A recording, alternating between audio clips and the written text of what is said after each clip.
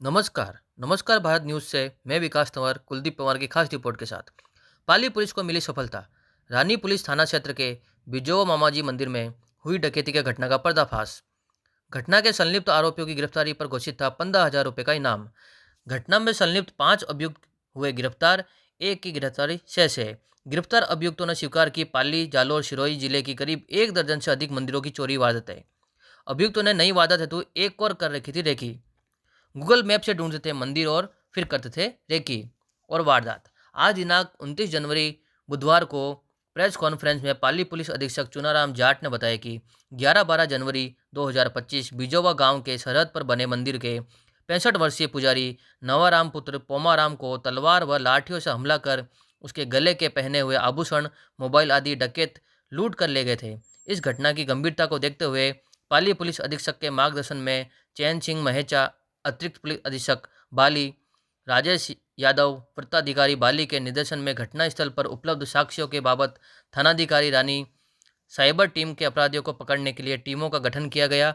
अनुसंधान के दौरान पारंपरिक व गैर पारंपरिक तरीकों से प्राप्त सूचना से टीम द्वारा संदिग्ध आरोपियों के रहवासी ठिकानों पर 2 दिन तक लगातार दबिशें दी गई। पहाड़ी क्षेत्रों में भागने पर पीछा कर घेरा बनाकर अपराधियों को पकड़ा गया। 5 अपराधियों में भरत पुत्र कमलाराम उम्र 20, उबरी पानी, भीमाना नाना, बदाराम पुत्र दानाराम उम्र 21 वर्ष, निवासी पीपला, भरत पुत्र कानाराम उम्र 20 वर्ष, भारदाराम पुत्र चुनाराम उम्र 27, कुसाराम पुत्र तीसाराम उम्र 20 वर्ष को पकड़ा गया। आए सुने पाली पुलिस अधीक्षक चुनाराम जाट की मीडिया से बात। अभी पिछले 11-12 जनवरी की रात्रि के टाइम पे जो बिजोवा है रानी क्षेत्र के अंदर, वहाँ एक मामा जी मंदिर के अंदर पुजारी के साथ में मारपीट करके और लूट की वारदात हुई थी।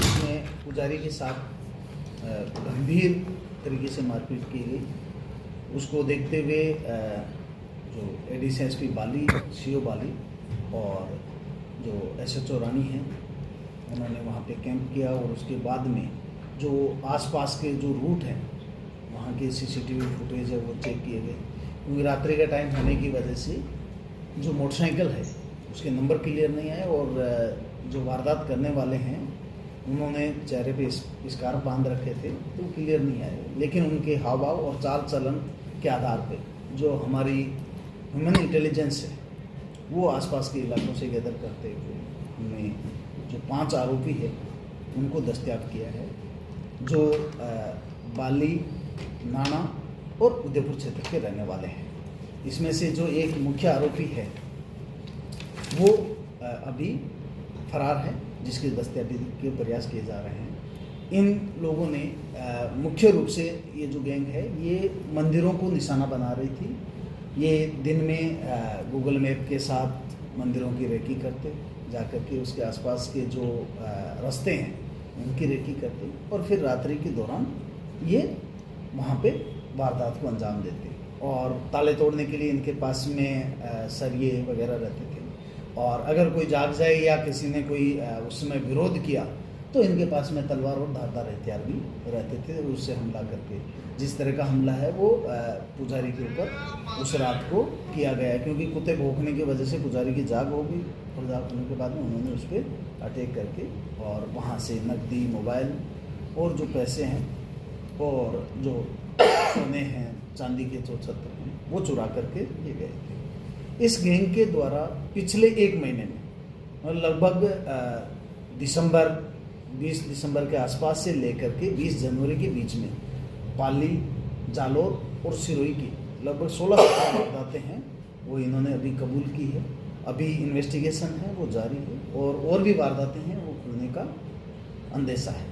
इस वारदात की गंभीरता को देखते हुए इस कार्यालय के द्वारा इस वारदात के संबंध में सूचना देने और इन मुलजिमों के संबंध में सूचना देने और गिरफ्तार करवाने के लिए इस वारदात में 15,000 का इनाम घोषित किया गया था। 5 मुलजिम है वो अरेस्ट हो गए और एक और है जिसको शीघ्र ही दस्तयाब कर लेंगे। इस गैंग ने इससे पूर्व जो खिमावत ट्रस्ट है जिसमें जो वारदात हुई थी उसमें भी इस गैंग का मुख्य रूप से योगदान था और इसमें ये गैंग के 2-3 मेंबर जो हैं वो उसमें भी थे।